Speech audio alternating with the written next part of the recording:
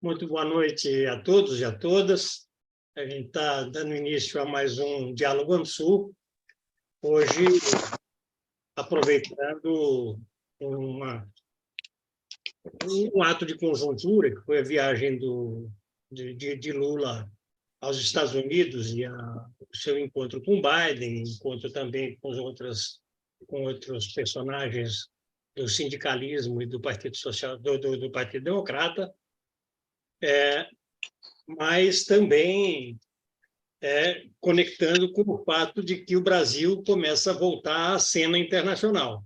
A viagem aos Estados Unidos sucede alguns outros episódios, a viagem à Argentina, a viagem ao Uruguai, na Argentina participando da reunião da CELAC, o Uruguai discutindo o Mercosul e conversando com o presidente uruguaio sobre o acordo bilateral que o Uruguai vinha desenvolvendo com a China, né?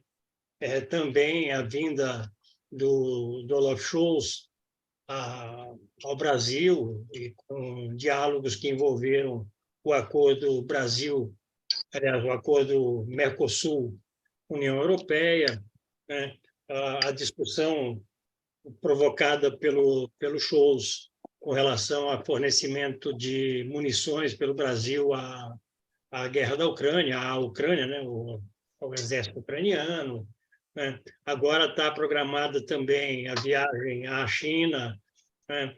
Tem conversa com Macron, ou seja, o Brasil volta a ser player internacional, e a viagem aos Estados Unidos está no contexto dessa volta a ser player internacional, né, com especificidades na discussão americana, né, com os Estados Unidos, com o Biden, porque nós tivemos episódios semelhantes, Brasil e Estados Unidos na disputa com a extrema-direita, enfim.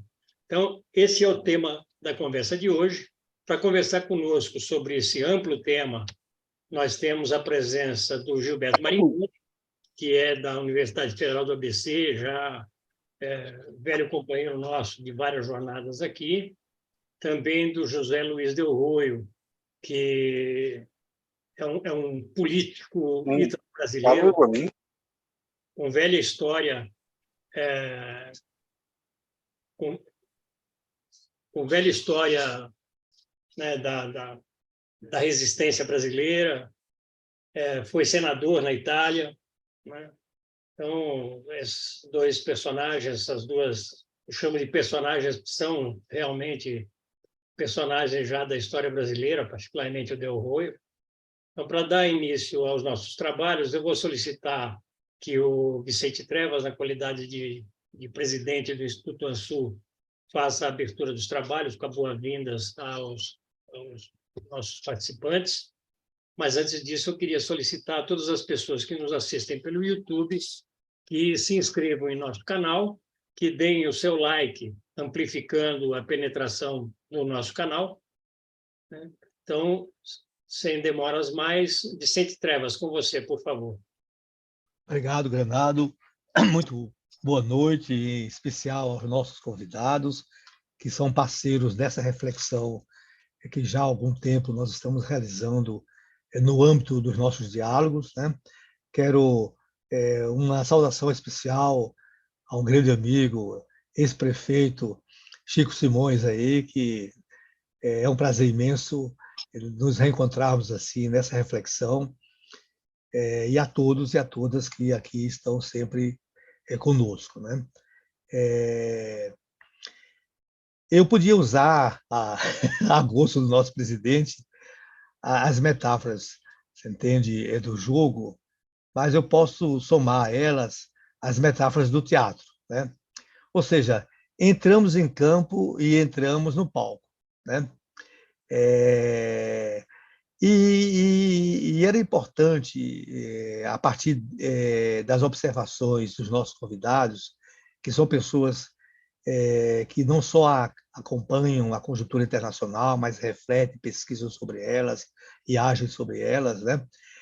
Um pouco nos explicitar que sinalizações nós estamos recebendo dessas primeiras iniciativas, dessas primeiras viagens internacionais do presidente Lula, né? O Granado já fez um breve roteiro, nós sabemos também que, na sequência, há já programado, né, novas viagens, né, e também já programado novas visitas, como é o caso do chanceler, quer dizer, do ministro das Relações Exteriores da Rússia, que está programado, Lavrov e tudo. Então, mas a nossa indagação primeira, aos nossos dois expositores, é um pouco que sinalizações nós podemos perceber. Tanto sinalizações emitidas, né, pelo nosso presidente, quanto as sinalizações emitidas pelos seus interlocutores, né? E nós já sabemos que é um jogo de grande complexidade, né? Então, essa é a grande questão, né, que nós solicitamos ao Del Roio e ao Marigoni que possam nos ajudar. Granado, passo a você a condução dos trabalhos, desejando a todos um bom diálogo. Muito obrigado, Vicente. Lembrando sempre que essas nossas atividades de Diálogo Sul conta com a parceria do Fórum 21 e também do Rede Estação Democracia. Sem delongas, então, Maringoni, com você, por favor. Companheiras e companheiras, deixa eu só cronometrar aqui. Boa noite a todas e todos. É uma honra, uma satisfação, uma deferência estar aqui novamente entre camaradas de longa data. Em especial, agradeço ao Granado e ao Vicente Trevas, e para mim é uma imensa satisfação encontrar novamente aqui, embora virtualmente, o meu companheiro, parceiro e meu comissário político. Eu sempre falo isso para ele não acredita, o Zé Luiz Del Roio, que tem uma história dentro da esquerda brasileira, dentro da luta pela democracia, não só no Brasil, mas no mundo. Nos esqueçamos que ele era um dos dirigentes do comitê do Fórum Social Mundial. Então, a expressão do Del Roio vai muito além das fronteiras nacionais. É um homem da história das lutas internacionais sem nenhum exagero, um homem que despendeu, que dedicou a sua vida a isso em várias partes do mundo. Eu agradeço aí a Rede Estação, ao Diálogos ANUSUR, está aqui de novo nos Diálogos ANUSUR, a Rede Estação Democrática e ao Fórum 21. E eu quero dizer o seguinte: primeiro, essa viagem, as viagens internacionais do Lula, estão dentro de um escopo, vamos dizer assim, dentro de um universo que são os 100 primeiros dias de governo Lula. E os 100 primeiros dias, vocês sabem, é um tempo arbitrário, redondo, mas isso foi estabelecido desde o primeiro governo Roosevelt, a partir de 1933, que um governo, nos seus 3 primeiros meses, ou nos 100 dias, ele estabelece as linhas de direção, as linhas de ação, o que ele quer, quais são os projetos de transformação para todo o seu tempo de gestão. E o Lula está fazendo isso de uma maneira absolutamente magnífica. Eu tenho falado e repetido que hoje nós temos o melhor Lula que nós jamais tivemos. É o Lula mais à esquerda que a gente já teve, é o Lula mais combativo no governo, é o Lula que está numa hiperatividade física, inclusive, para mim, absolutamente impressionante, para um homem de 77 anos, e numa situação em que a eleição foi, todos nós fizemos campanha, uma eleição duríssima, que deu quase um empate, quer dizer, a eleição é por uma diferença mínima, e o Lula tem que, e tem feito isso com brilho invulgar, se diferenciar do seu adversário, do seu inimigo, vamos colocar mais claramente. O Bolsonaro não é um mero adversário, é um inimigo. Tem que se diferenciar muito rapidamente aos olhos da população, buscando alargar a sua legitimidade, ampliar a sua base social dentro e fora do país. E o Lula, internamente, tem tido, nesses 100 primeiros dias, uma atividade, eu não vou dizer frenética, porque frenética embute uma certa caricatura, mas não é mais uma atividade de uma dedicação invulgar.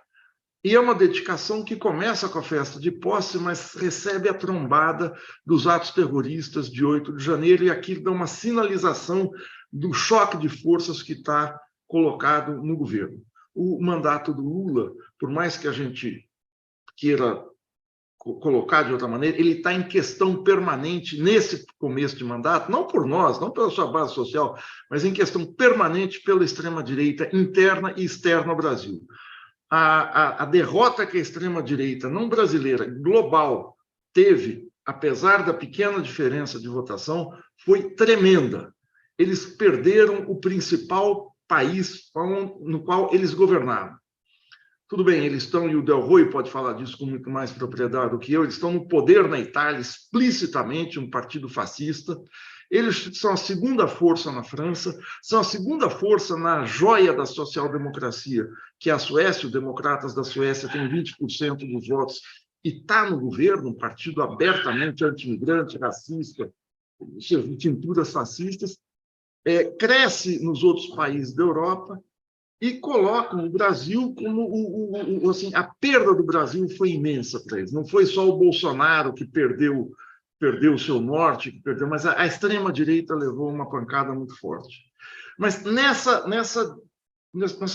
dissonância de forças, quer dizer, foi uma vitória espetacular do nosso lado, e não é vitória espetacular, eu não falo como a gente falava nos tempos aí dos partidos comunistas, vitória retumbante do proletário, mas espetacular no sentido de que foi duríssimo, e foi por uma casquinha, num período em que a burguesia brasileira, ou a burguesia interna, ou as classes dominantes se dividiram, houve uma janela de oportunidade, o Lula constituiu uma frente amplíssima para se eleger, porque a antiga configuração que levou às vitórias do PT, especialmente em 2003 e 2006, que é uma configuração progressista, mas nucleada pelos trabalhadores urbanos formais, por tudo aquilo que a gente aprendeu construindo o próprio PT, não bastaria para essa vitória. Então, essa vitória teve que ser de uma frente amplíssima, que vai de um setor de uma esquerda bastante radical, do PSOL, de agremiações menores e tal, até setores da direita, como nós acompanhamos.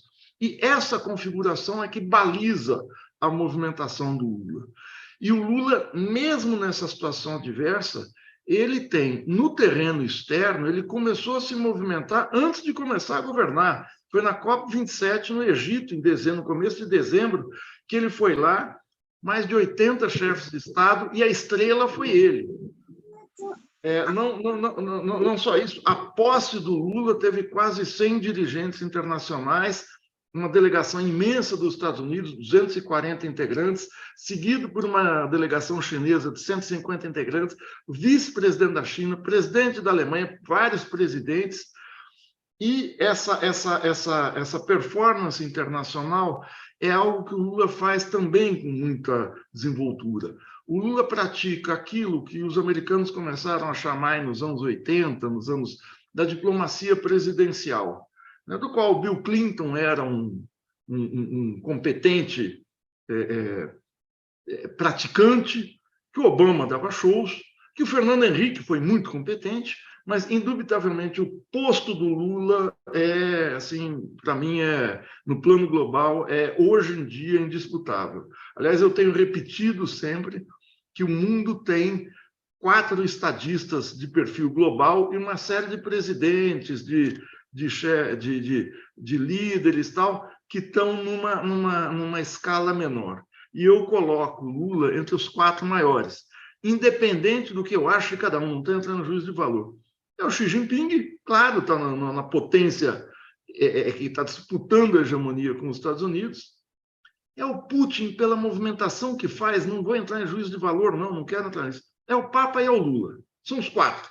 Não vamos achar que Macron, que o Sunak, eu nunca lembro o nome dele, se é Sunak, o britânico, até o fato da gente não se lembrar direito expressa isso, do Olaf Scholz, do Biden, nenhum deles se ombreia ao Lula, e não é bater no peito no patriotismo aqui de lideranças, mas isso faz com que as viagens internacionais dele, a gente sabe o que foi na Argentina, a gente viu o que foi no Uruguai, essa dos Estados Unidos, ele também foi muito bem, porque ele se calçou em escutar também setores da sociedade, aqui como Granado, como ressaltou aqui, o Bernie Sanders, Alessandro Ocasio-Cortez, delegação do Partido Democrata, um golaço ir ser recebido, conversar com a FL-CIO. A conversa com o Biden foi 1 hora, encontro fechado, depois mais 1 hora aberto, 2 horas para um presidente dos Estados Unidos, é muito tempo. Entrevistas na CNN com os principais jornalistas, enfim. Essa viagem do Lula teve como centro pontos em comum com o presidente americano. O primeiro, todos sabem, é a democracia, pelo ataque que a extrema-direita faz lá e aqui, o 6 de janeiro lá de 2021 e o 8 de janeiro aqui. Além disso, a questão climática, o Lula procurar atrair, e isso é preciso, foi pouco ressaltado, o Lula atrai o Biden para o Fundo Amazônico. Pouco importa que ele botou 50 milhões, ele botou uma ninharia que decepcionou o governo brasileiro. O problema é ele entrar na lógica de que a soberania amazônica é brasileira, não é internacional, e atrai num fundo criado em 2008, 2009, do qual integram a Alemanha e a Noruega. Então, o Lula coloca a questão climática, não é só a questão climática no geral, é a pauta climática a partir de um ponto de vista brasileiro, nacional. A pauta climática amazônica a partir do nosso ponto de vista e não a partir de algo etéreo no plano internacional.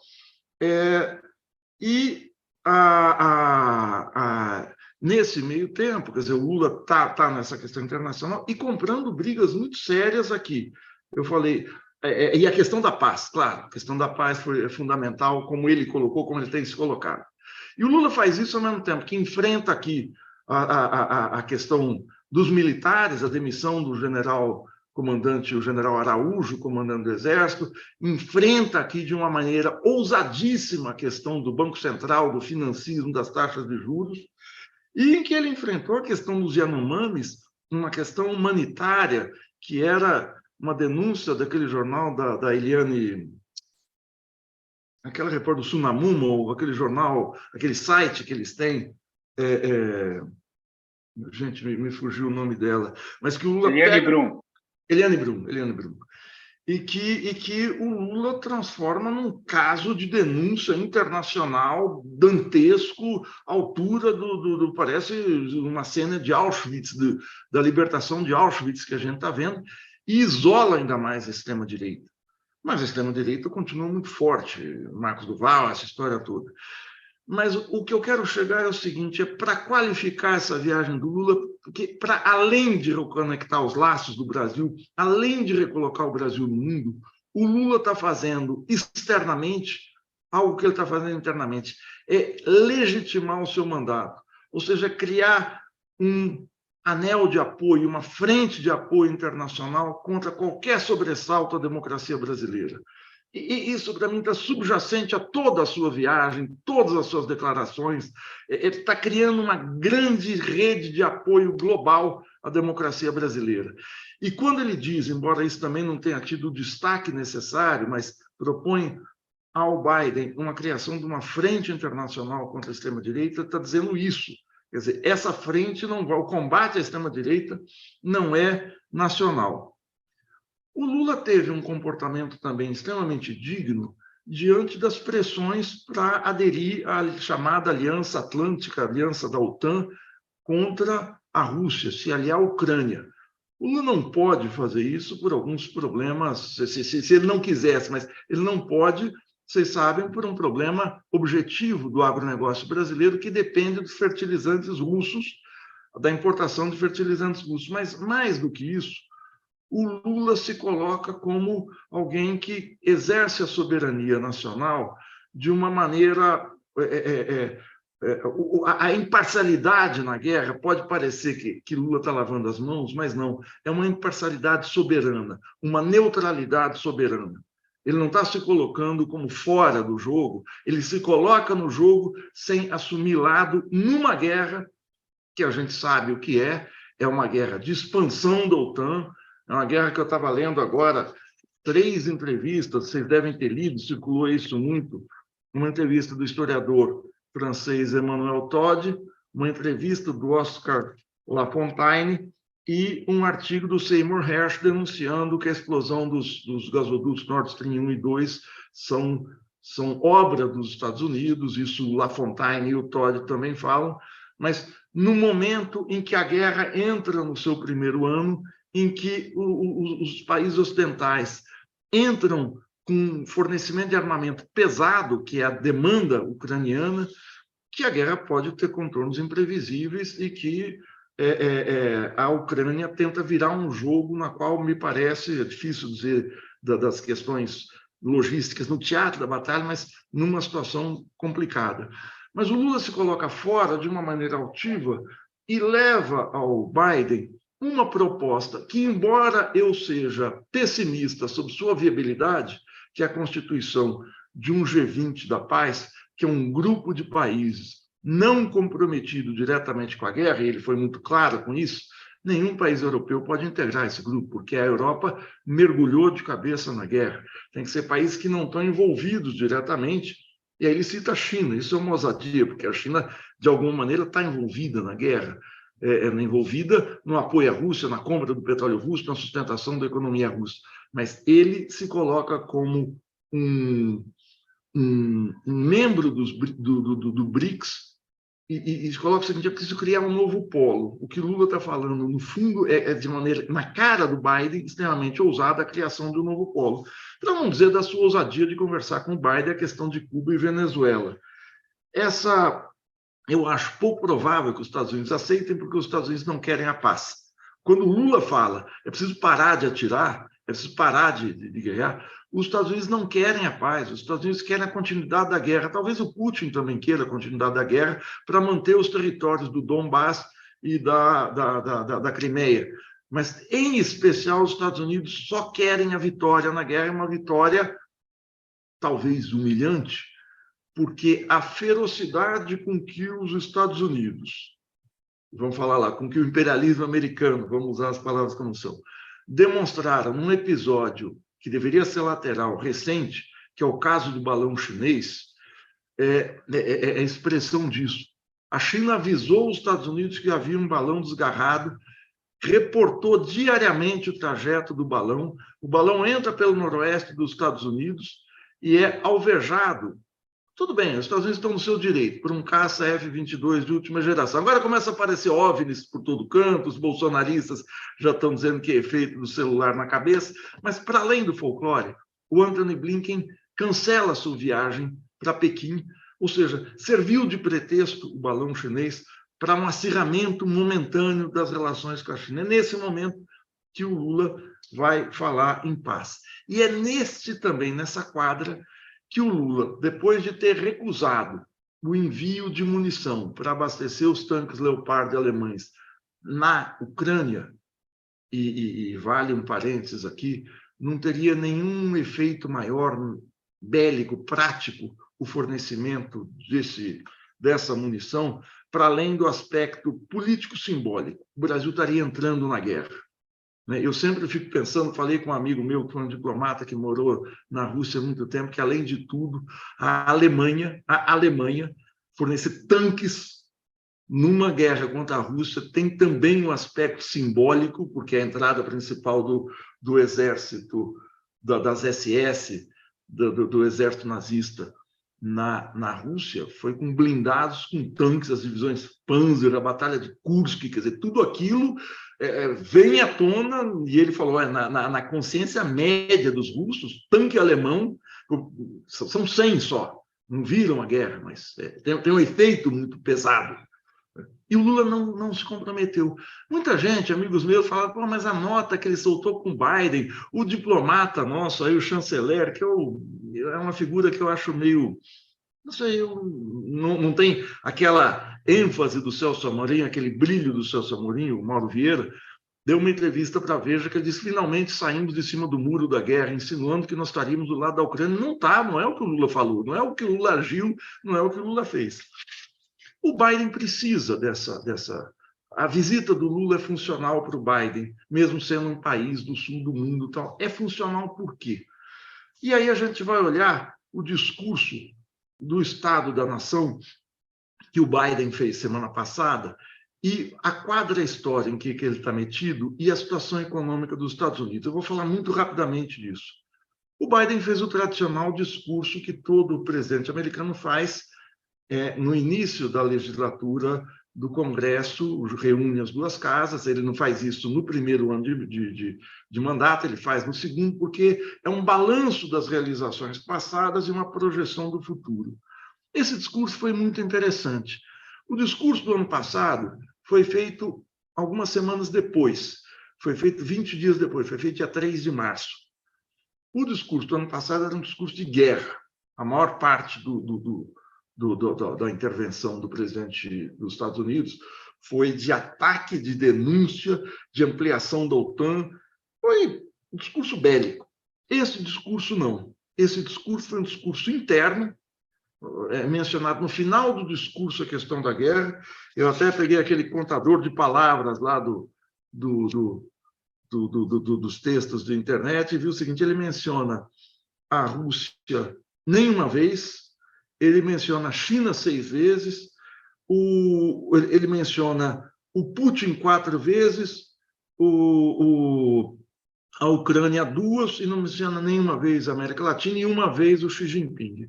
Isso dá, só para dar noção, que num discurso de quase uma hora, um pouco mais de uma hora, eu li o discurso, na verdade, não assisti, ele dá pouca importância à questão externa.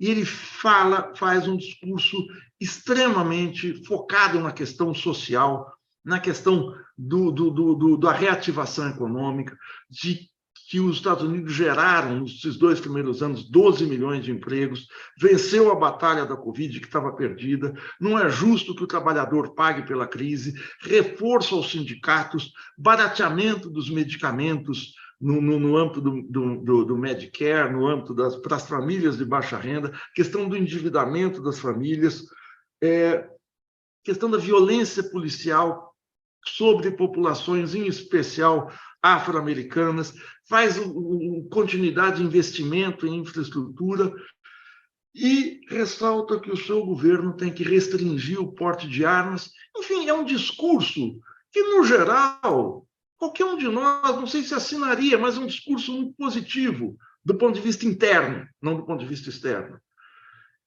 Por quê? Porque o Biden está em campanha para 2024, não está claro quem vai ser o candidato democrata, os republicanos têm candidatos, a direita até do Trump, os republicanos, embora não tenham, na eleição de meio de mandato, em outubro passado, não tenham ganhado de lavada, mas fizeram uma maioria, tiraram a presidência da Câmara dos democratas. Eles têm 222 deputados, democratas 212. O Partido Republicano, em grande parte, está tomado, isso vai precisar ser aferido melhor, como é que ficou essa situação depois, pelo extremismo.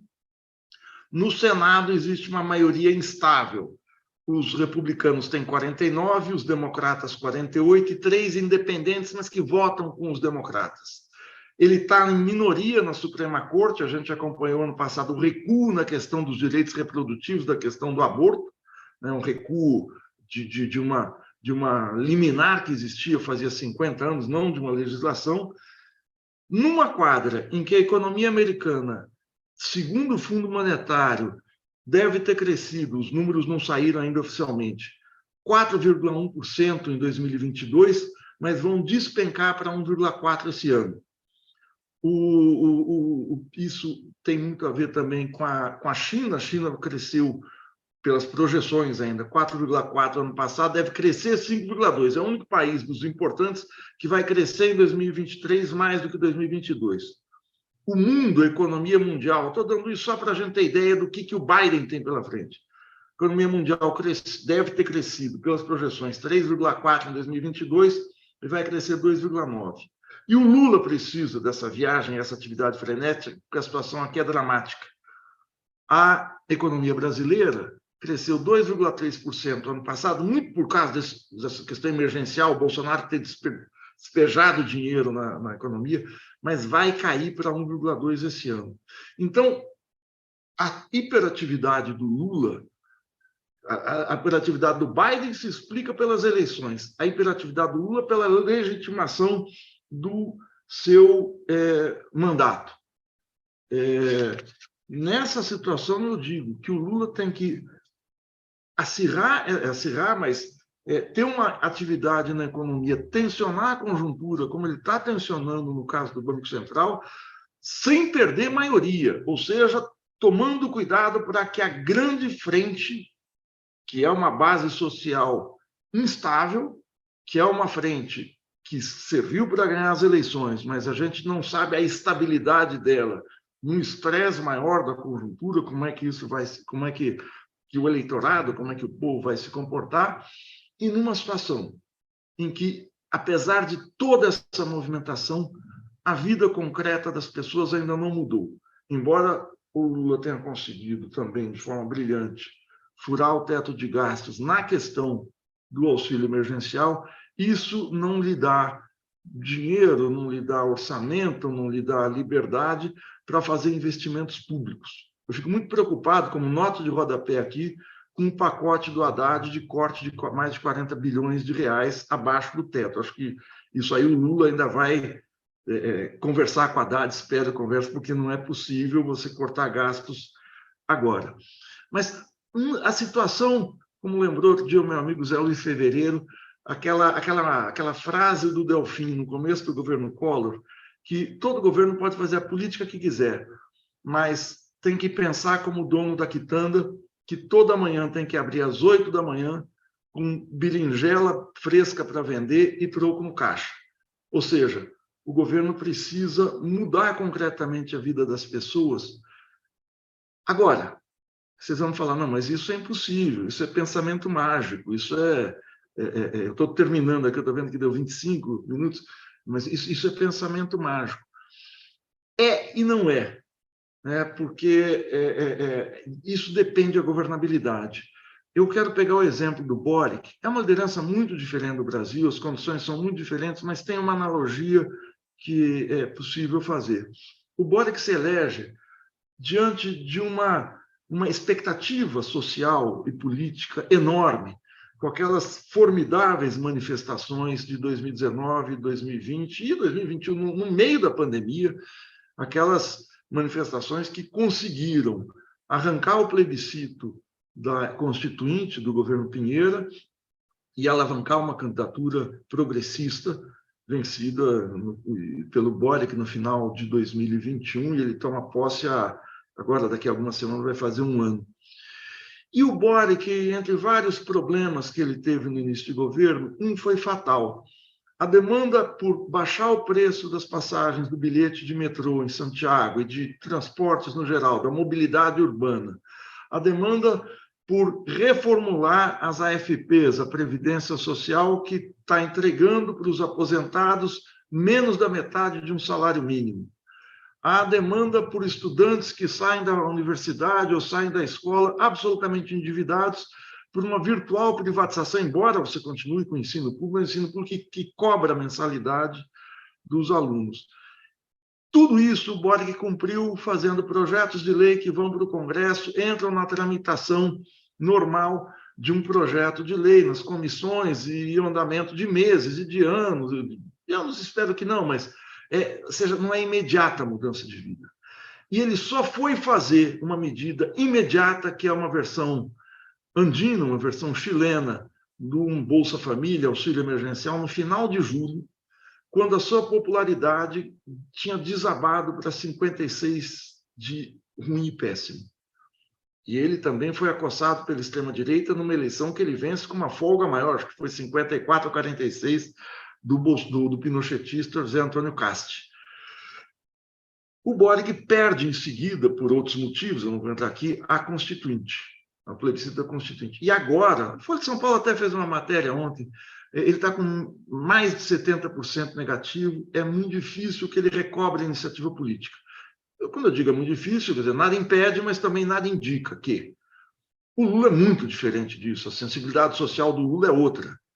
Mas essa questão que eu acho grave é o aumento, isso se materializa, é o aumento do salário mínimo, Tem que haver, não pode. Vamos falar, mas é 1.302 para 1.320, não vai fazer tanta diferença para a pessoa, mas isso vai criar crise na Previdência. Olha, eu acho que é preferível criar crise na Previdência do que uma crise de legitimidade e dar pedal, dar argumento para a extrema-direita vir com esses memes que eles já estão soltando. Cadê a picanha? Onde é que está a minha? Essa coisa que começa uma propaganda insidiosa já por baixo. Segundo a tabela do imposto de renda, é possível que reformular a tabela para isentar até R$5.000 não seja possível, mas o Lula e a equipe econômica já estão falando, até 2.500 é bem possível. E a questão do Desenrola Brasil, das dívidas. É preciso começar isso. Quando eu digo a berinjela tem que estar na banqueta, a vida concreta as pessoas têm que sentir. Se não está mudando, tem que começar a mudar. Porque todas essas questões da política externa, da política interna, são boas, evidentemente, enfrentar os militares, a dureza que está sendo esse início de governo, está sendo fácil para... O governo Lula está sob total estresse. Flávio Dino, a gente viu que foi Brasília. Mas o problema é que a quadra histórica de enfrentamento com a extrema-direita, numa situação em que você não tem mais apoio do sindicato, em que você não tem mais uma sociedade organizada como há 20 anos atrás, como você tem um bolsonarismo popular, que o bolsonarismo ganhou uma parte da nossa base, isso tudo, o melhor Lula que a gente tem, eu falo, ainda vai ter que mudar a vida concreta das pessoas. É um governo de um desafio tremendo que a gente tem. Agora, eu quero finalizar dizendo o seguinte, desafio não quer dizer que nós sejamos ruins. Eu sempre, toda conversa que eu vou fazer é o seguinte, eu vou finalizar com isso. Imagine se a gente tivesse perdido. Nós estamos discutindo saídas numa situação extremamente positiva, numa situação em que o 8 de janeiro foi secundado em menos de 20 horas de uma convocação atabalhoada por um formidável ato público na Paulista pela democracia no Brasil inteiro, numa vontade de manter esse governo de pé, da gente aprofundar as mudanças, e eu tenho certeza que esse pode ser, não vou falar que vai ser, porque eu não sou mãe de nada, não sou previsor, mas pode ser o melhor governo que o PT jamais fez com essa frente imensa. Vamos só lembrar que a gente tem um vice que todo mundo dizia que ia ser a desgraça nossa, e o discurso que o Alckmin fez sobre industrialização, desenvolvimento, BNDES, papel do Estado, para mim foi absolutamente inesperado no sentido positivo. Então, eu faço isso, quer dizer, coloco as tensões, mas tensões muito positivas, e a sensibilidade política do Lula, seguramente, essas questões que tocam o dia a dia das pessoas, ele mais do que ninguém tem alertas e antenas para ver isso. Muitíssimo obrigado pela paciência. Já falei 31 minutos e 23, 24, 25 segundos. Obrigado. Muito obrigado, Maringoni. Você pode ultrapassar sem nenhum problema. A gente não vai brigar com ninguém aqui por causa desses minutos a mais, não. Até porque você fez uma fala extremamente importante. Delroio, com você, por favor. Vamos lá. Eu, quando aceitei de vir aqui, com muitíssimo prazer, evidentemente, eu comentei com o Granado que a única dificuldade é que, em geral, eu concordo muito com Maringoni. Então, ficava difícil, porque... Mas não tem jeito, é assim mesmo. Eu concordo muito, continuo a concordar muito. Eu vou, então, à primeira afirmação, mas só para ter uma afirmação. Eu estou achando também que o comportamento do presidente Lula nesses 30 e poucos dias tem sido excepcional, excepcional. Não todo o governo, mas não vou também criticá-lo tudo, mas o comportamento dele tem sido realmente à altura das desgraças que nós estamos metidos. Depois eu falo um pouco das nossas desgraças. Mas o governo Lula vai ter um problema, entre tantos internos, vai ter um problema internacional muito sério, muito sério. O mundo está em profunda transformação. É difícil seguir, porque é rápida a transformação, é muito rápida. nós estamos entrando de forma violenta no multilateralismo, ou melhor ainda, no multipolarização, na multipolarização. E isto leva a choques fortes no plano diplomático e choques fortes no plano econômico e no plano militar. Lula está preparado para um mundo de diplomacia e de paz, vamos dizer, pelo menos de paz relativa. Não sei se ele está preparado, ou se o Brasil está preparado com o mundo que está se desenhando. Senão, vamos lá ver. Primeira coisa, estou absolutamente de acordo que Biden precisa de Lula. E o Lula precisa do Biden na questão da luta contra a extrema-direita mundial, que avança.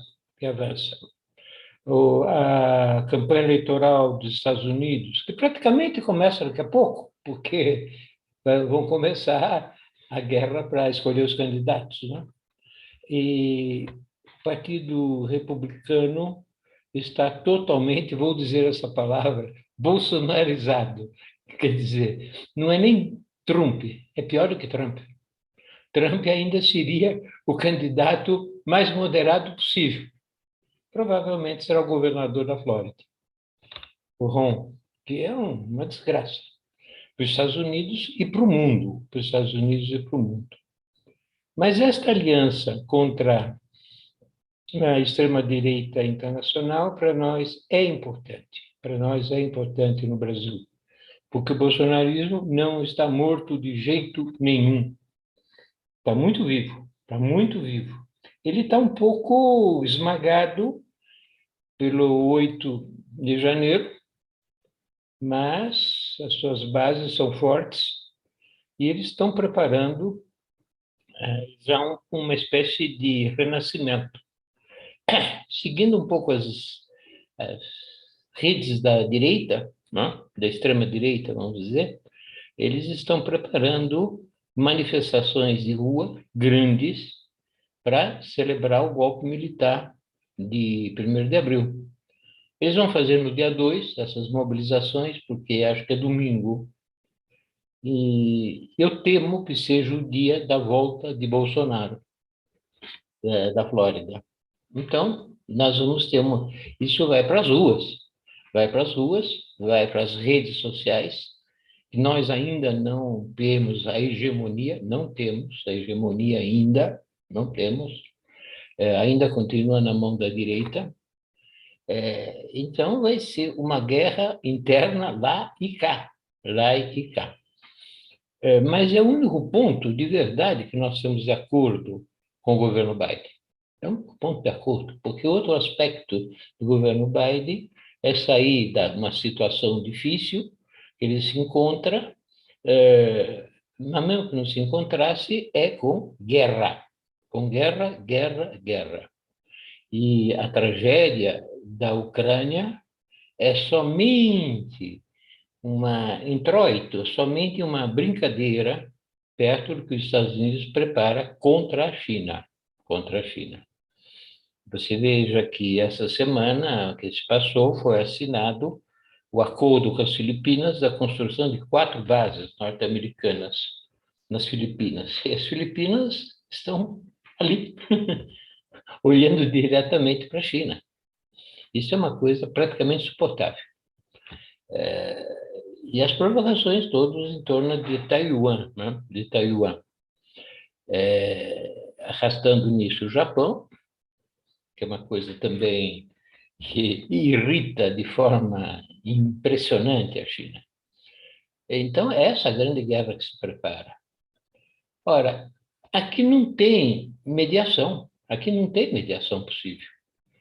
O Lula pode dizer paz, pode querer grupo de quantos ele quiser para tentar uma mediação, mas não vai dar. E também a lógica do Brasil, a lógica da economia brasileira, ela vai ser atraída, não tem saída, ela vai ser atraída pela China, vai ser atraída. A reunião com com o presidente Xi vai ser extremamente importante, porque o Xi tem muita coisa a oferecer, mas muita coisa a oferecer, que não são 50 miseráveis milhões de dólares para a Amazônia, mas tem muito no campo da tecnologia, basta dizer dos chips, mas em todos os campos. E a China vai oferecer ao Brasil tudo isso, seguramente. Se vê que a China está interessada porque mantém contato estreito, mantém contato estreito. E a Rússia também está interessada. Também não tem o potencial chinês, mas também está interessada. Como é que nós vamos fazer? Nós vamos conseguir, dessa radicalização mundial, se estar por cima, criar esse famoso bloco mais ou menos pacifista. É lógico que quando o Lula diz isso, obviamente, ele está falando de forma genérica. A proposta que ele faz de pôr a Índia, a China, nisto, para resolver a Ucrânia, não está em pé. Não está em pé porque a China é o autodefinição chinesa, aliado estratégico da Rússia. E a Índia, nesse momento, compra tudo que pode da Rússia, compra tudo que pode. E depois exporta para a Europa. Petróleo, por exemplo. Fazendo um jogo muito interessante. Tudo isso passa através de um lugarzinho chamado Ceuta, que descobriram que Ceuta, embora seja espanhola, não é da NATO, não é da OTAN. Então, tem uma ligação absolutamente... Bom, mas isso é uma brincadeira, mas é verdade. É uma brincadeira, mas é verdade. Então, Índia e China estão trabalhando por um mundo multipolar. Então, como é que vai fazer o Brasil? Vai ter que ter uma diplomacia gigantesca. A ilusão na Europa não adianta ter.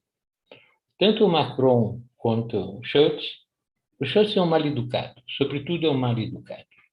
Vir e pedir em público munições para a Ucrânia é um ato de malcriação, porque sabia que ia receber uma resposta de não, e deixaria um embaraço para o presidente Lula, um embaraço. E Macron é um homem que fez de tudo para que a guerra na Ucrânia fosse para frente. Não digo eu, né? Não digo eu. A semana passada, o ex-ministro Bennett, o ex-ministro de Israel, deu detalhe de como Macron foi um dos que não aceitaram o acordo que estava feito entre o Putin e o Zelensky. Não aceitaram. E depois Macron está com dificuldades internas. Está com dificuldades internas. Basta ver a televisão, manifestações sobre manifestações. Então, não é, a Europa pode ser muito charmosa, mas não tem condições. O famoso acordo, nós temos aqui, nos escutam nesse momento, pessoas que trabalharam muito sobre isso, trabalham no governo, nos governos anteriores, ou de Dilma, ou de Lula, sabem que o famoso acordo da UE, da União Europeia com o Brasil, é um acordo que não nos convém, por nada, não nos convém. É um acordo que tem todo o traço ainda neocolonial. Então, não vai ser fácil. É claro que tem que fazer aquela política que o antigo chanceler não, fazia, ter relações com todos os países. Também país pequeno conta, porque conta na hora de voto na ONU. Então, é correto aquilo que Lula faz. Ele discute Rússia, discute China, mas vai para São Tomé e Príncipe. Você vai dizer, o que vai fazer em São Tomé e Príncipe? Sim, uma reunião dos países de língua portuguesa. Porque se você dá atenção a esses países menores, seguramente eles votam em você na ONU. Foi assim que o Brasil ocupou quase todos os grandes cargos, não? Que tinha desde a Organização Mundial do Comércio, etc., a FAO. Por isso que ele vai num dia 25 de abril, para Portugal. 25 de abril é importante na luta antifascista mundial. Foi quando caiu o mais longo fascismo do mundo, o salazarista. Também tem o Chico Buarque de meio e tal, mas é importante, porque a atração que o Lula tem, que ele cria dentro de Portugal, cria problemas para a Europa. Cria problemas para a Europa. Eu gosto muito dessa... Eu não sei se o Itamaraty consegue acompanhar o Lula. Espero que sim. Antes de ter essa desgraça de Bolsonaro, o Itamaraty era bom. Espero que não tenha ficado arrebentado. Provavelmente sim, mas que seja posto em ordem rapidamente. E como que nós vamos fazer com os Estados Unidos e a América Latina? Vamos deixar a Venezuela eternamente sob bloqueio? 62 anos de Cuba? E por aí vai? E por aí vai? E não vai se falar nada do Peru? Tem alguns problemas da América Latina que sim, tem que se resolver. E vai entrar em contraste com os Estados Unidos. Tem um problema que me angustia muito. Hoje o México é um país grande, sério, respeitado, com uma política exterior bastante avançada, com esforço interno de pacificação que tem dado resultado. Eu vejo o Brasil muito longe do México, sempre foi, porque se considerava que era a área norte-americana. Hoje não é bem assim. Está me faltando esse pedacinho que os dois maiores países latino-americanos têm que se encontrar, sendo dois governos de esquerda. Se os governos não são de esquerda, pelo menos os presidentes são de esquerda. Eu não entendo essa vacilação para não criar problema para os Estados Unidos. Bom, paciência. Então, estou falando tudo isso para dizer que o choque vai ter. Vocês se recordem a entrevista, acho que 10 dias atrás, do embaixador Bustani, né? Aquele responsável das armas químicas, quando ele afirmou que não tinha, estou dizendo para quem eventualmente não viu, quando ele afirmou que não existia arma química no Iraque, o Bolton, em nome do governo americano, o procurou e disse: caro embaixador Bustani, o senhor tem 24 horas para renunciar, vai embora da ONU. Ele disse: mas eu não fui eleito pelos países, não por você. Assim, faz o seguinte: você retire, nós sabemos onde mora todos os teus filhos. Puxa vida, nem a máfia siciliana teria uma linguagem assim eficaz. Né? Os Estados Unidos é capaz disso, é capaz disso. Não pensem que, vocês não pensam isso, que o presidente norte-americano controla tudo. O Estado profundo norte-americano é pernicioso, é pernicioso. E quando chega o momento dos seus interesses reais, não lhe interessa nada o Senado, a Câmara e o presidente da República. Nós estamos cheios de exemplos disso, desde Eisenhower para frente. São todos os problemas que o Brasil vai ter que enfrentar. A questão ambiental, sim, é muito séria para nós. Mas notem bem, Lula falou algumas coisas diferentes. Ele falou algumas coisas extraordinárias. Primeiro, reafirmou a soberania do Estado brasileiro sobre a Amazônia. Isso é sempre bom fazer. É óbvio, mas é bom fazer todos os dias. Mas ele fez uma proposta maior. Ele fez uma proposta da Amazônia. Ele citou Venezuela, Colômbia, as Guianas. Ele citou todos os países amazônicos. Que o trabalho tem que ser um trabalho conjunto com esses países.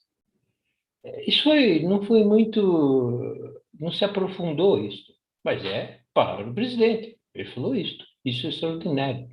Mas ele falou qualquer coisa a mais. Ele falou, e não só esses países, mas nós temos todas as florestas tropicais do mundo, as grandes florestas do Congo, da Indonésia, elas também têm que entrar nesse sistema de proteção. Isso sim é um enorme estadista. Eu não vi os jornalistas brasileiros insistirem nesse tema, mas esse tema, se Lula levar para frente esse tipo de batalha, realmente vai assumir uma liderança mundial efetiva, maior do que essa simplicidade. Hoje ele tem a simpatia, né? Ele tem a simpatia, não tenha dúvida, ele ser o chefe de Estado mais simpático do mundo, mas precisa se transformar em poder. Essa questão, por exemplo, ambiental, ele trabalha. Essas declarações dele se aprofundam. Eu acho que nós devíamos, inclusive, cobrar de uma forma amigável, né? Dizer, presidente, estamos de acordo com essa linha que o senhor apresentou, com essa linha que o senhor apresentou.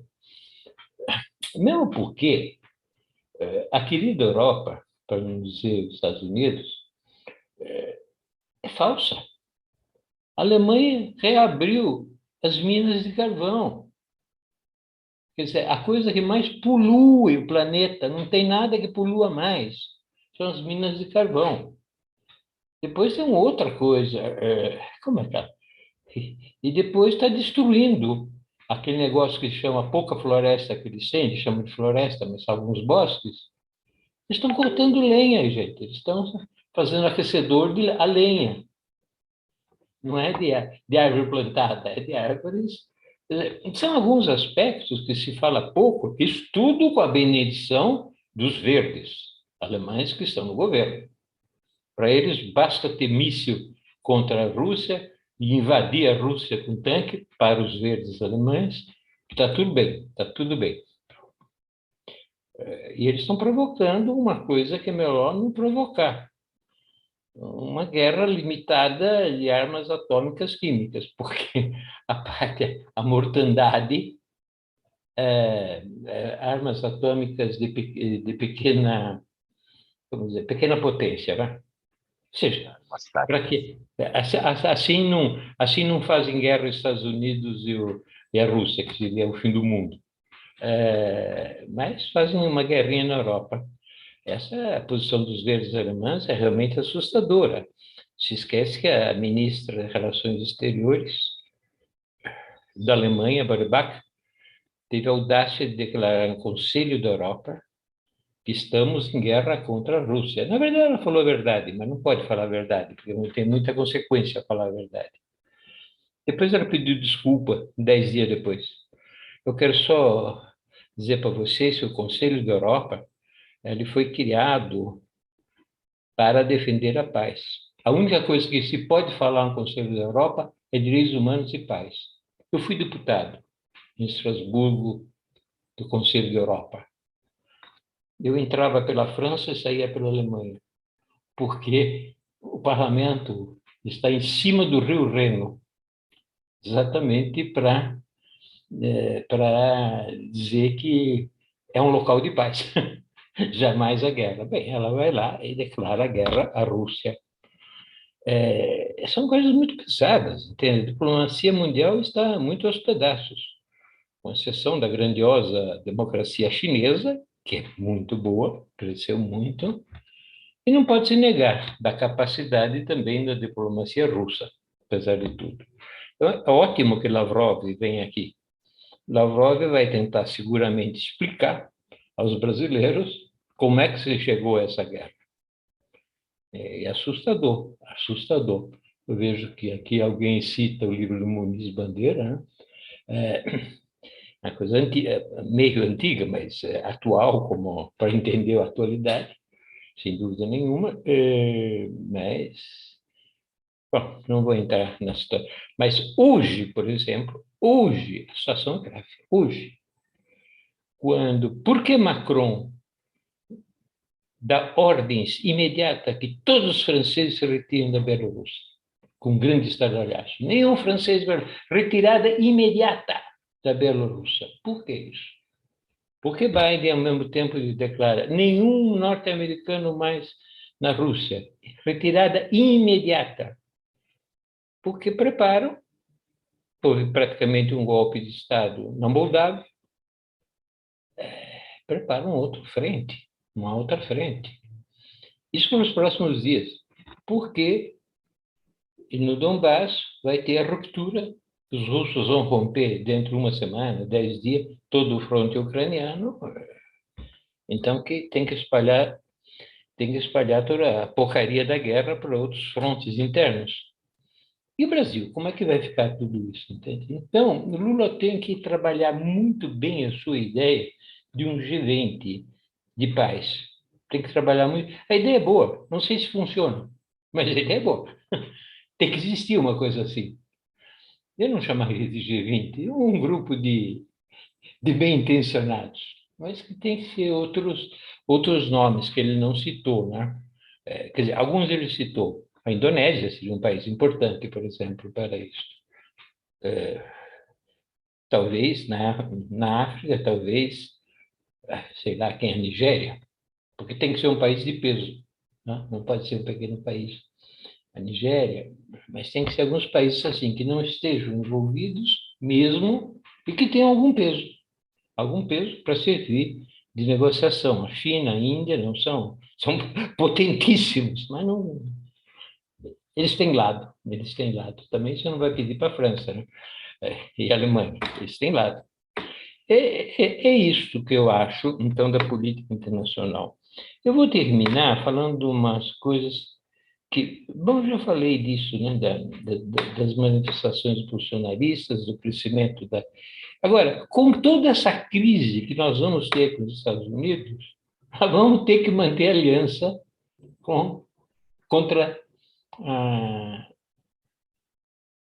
a extrema-direita mundial, que é um fenômeno mais ocidental, porque é mais complicado, o que é direita lá pela Ásia ou África, ali é um pouco mais complicado. Mas essa questão europeia dentro dos Estados Unidos é realmente muito séria. E não vão deixar barato para o nosso governo, não. Não vão deixar barato de jeito nenhum. Então, vai ter que ter essa capacidade de jogo. Eu estou de acordo com uma coisa também de Marangoni, vou terminar com isso. Pelo amor de Deus, temos que entregar para a população. Tudo isso que nós conversamos aqui, a população não sabe nada, ela está pouco importando. Está com fome, está sem escola, está sem SUS. O mais rápido possível. Entregar. Lula começa uma viagem interna, parece que para entregar, mas tem que ser muito, entregar muito, porque senão nós não conseguimos vencer a batalha contra a extrema-direita. Isto é o que nós temos que... Nosso trabalho, qual é? Apoio a uma posição a mais avançada possível desse governo de frente ampla, ajudar no que pudermos, entregar e explicar que quem está entregando é o governo Lula, não é o pastor que pediu para Deus e te deu uma casa, minha casa, minha vida, deu uma casa e ainda ele tem que pagar 10% de dízimo. Não. Agora sim, a SECOM tem que funcionar, o governo tem que funcionar, os movimentos sociais têm que funcionar, nós temos que funcionar, tentar explicar que isso chega de uma batalha, o resultado de uma batalha política, Se a gente conseguir fazer isso, vamos ter um grande país. Quem sabe a gente saia dessa porcaria que fomos metidos nesses os últimos 6 anos, né? Que é realmente impressionante. Até a nossa imaginação muito fértil de vocês que estão aí, não podia imaginar que a porcaria era tão grande, porque que nem elevador funciona, nem banheiro funciona. A coisa é total. É isso, eu queria recordar ao Paulo, que recordou aqui, uma coisa que me faz muito prazer, que é de Bragança Paulista. Como eu sou um bragantino, minhas queridas raízes estão em Bragança, então uma saudação a recordar esse fato de Bragantino. Muito obrigado, companheiros e companheiras. Basta. Tchau. Vamos para frente. Muito obrigado, meu. Muito obrigado mesmo. Você estava com medo de ser repetitivo em relação ao Marangoni. Ela não foi nada contraditória a tua explanação, mas ela foi complementar. Você agregou agregou aspectos que o Maringoni não tinha abordado, né? Então, a soma das duas falas é uma soma bastante importante. Muito obrigado, Delroy, muito obrigado, Maringoni. Eu vou pedir, então, passando já direto para o Vicente Trevas, que faça os agradecimentos finais e o encerramento dos nossos trabalhos. Vicente, com você, por favor. Obrigado, Granado. Muito grato, né, aos nossos dois expositores e também aos nossos companheiros e companheiras que fizeram suas indagações, né?